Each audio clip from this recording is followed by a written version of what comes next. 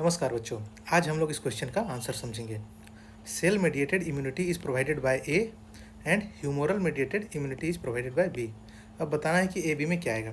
बच्चों, इसे समझने के लिए हम लोगों को थोड़ा इम्यूनिटी का बेसिक समझना होगा। देखिए, इम्यूनिटी दो तरह का होता है।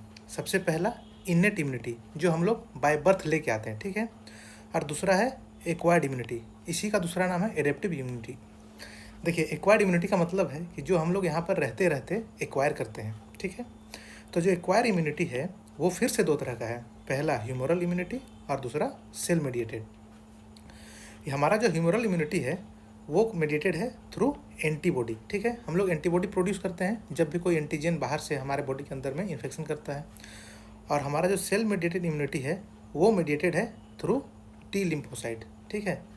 एक सेल है टी लिम्फोसाइट्स, टी सेल बोलते हैं हम लोग उसको। तो आप समझ गए, ह्यूमोरल किससे हो रहा है? थ्रू एंटीबॉडी, और सेल मेडिएटेड हो रहा है थ्रू टी लिम्फोसाइट।